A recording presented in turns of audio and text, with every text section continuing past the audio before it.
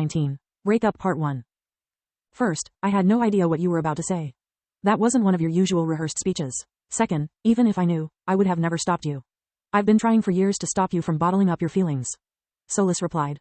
I'm happy that you finally admitted how this cruel world is worth living for, yet your words hurt me deeply. I know that I have never held your hand nor hugged you when our existence seemed hopeless, but I was always there for you. I have told you many times the same things that Floria, Tista, and now Camila have said, yet you never listened. I'm part of you, but I'm not you. After all this time, and after all that we have gone through together, I should deserve your trust. I trust you, Solus. I always have. Lith tried to defend himself. No, you don't trust me. It's just that you can't hide anything from me. There's a big difference. After I lied to you, only once, to protect your life, you said terrible things to me, you kept me at arm's length for weeks. You never stopped to think how hard it had been for me nor why I did it. You never have any idea how many sacrifices I make for you until we trigger a mind fusion and then you apologize just to start over again. Back when we reconciled, you gave me permission to kick your ass if I ever disagreed with you, but only now have I found the strength to do it. I never get angry at you because unlike Floria, unlike every single goddamn soul on this planet, I know the real you. Derek McCoy, Lith Verhan, whatever the name, I don't care. Where your family sees an iron-willed man, where Camila sees a hero, where you see a monster, I see a man that no matter how much he had to crawl, no matter how much shit he had to swallow to move forward, he never stopped fighting. I always respected you for that and I didn't want to become another burden for you to carry. After the wargs, after spending some time with my friends rather than yours, I've finally realized what being a person really means. I deserve from you the same respect I give to you, and if sometimes my feelings are a burden, well, deal with it. Because I'm as real as Floria is, I'm not just a voice in your head. Lith was still recovering from his own moment of weakness with Floria, so taking in Solus's, all of her pent-up feelings, left him completely speechless. He returned to his friends not knowing whether to feel like a jerk for what he had just done to Floria, or for what he had done to Solus for all those years. Because she was right about everything. By the way, while you played Romeo, I checked your Juliet with invigoration. Her impurities are way closer to her monocore compared to the last time we checked, but she's still safe.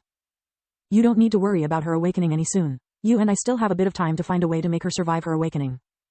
Lith had been so engrossed by his emotions that he had completely forgotten about the issue with Floria's monocore. Yet, once again Solus had covered for him, because she cared. Thanks, Solus. I'll never say it enough. Thank you for being my only true friend. If Floria has been my tailor, sewing me back together, you are my mold. You kept me from losing myself over and over and you still do. Solus telepathically nodded, accepting the compliment. She thought about sharing with him the news about her humanoid form, but in the end, she decided against it. It would be a low blow. A cry for attention now that he's still emotional. As I just said, I'm not Lith. I do things my way. The right way. I don't manipulate those I love to get what I want, she thought. As they returned to their friends, Lith heard several whispers. Even though he couldn't piece enough of them together to get the whole story, he got the gist of it. Luckily, Floria and he hadn't been gone for long and Camila had yet to give her reply. Lith and Journey had warned both his family and his girlfriend about the risks of the gala. Messing directly with Lith was suicidal, but they were much easier targets. In front of such an audience, losing their temper could seriously harm Lith, even if he wasn't there. Camila and Alina were cut from the same cloth. They would have likely slapped Callian into oblivion for his contemptuous words, yet aside from clenching their hands they smiled and didn't do anything. Since both the options he left me with put me in the wrong, I can only pick the third one, remain silent and hope that Lith returns quickly. What's going on here? Lith asked Freya while taking Camila's hand. Not only was she his friend, but Freya was also a lady of the family. No one could question her judgment without disrespecting the whole Ernest household. She told him everything, feeling a bit embarrassed for not having intervened. Kyla and she hadn't liked Camila marking her territory since they were rooting for their sister. Let me get this straight. Lith stood straight as an arrow, so that he could look down on Callian while staring at him in the eyes. First, you treated my date as a servant, demanding apologies only based on your assumptions. Then, you belittled my work, my magic, in front of my entire family and the rest of the guests. Lastly, by questioning her upbringing you also questioned my judgment. Not at all. You are oversimplifying things, Callian said with an aggrieved expression. I was simply trying to help your girlfriend and defend mine. Come on, you idiot. Challenge me, attack me or something. No one expects me to win and the harder you beat me, the worse it will be for you. It'll prove you're nothing but a bloodthirsty barbarian, he thought. Am I? Lith shrugged. Floria, did Camila insult you in any way? No, I asked her about her corsage and she simply replied. It's beautiful, by the way, calling it a trinket. She glared at Callian for a second before regaining her composure.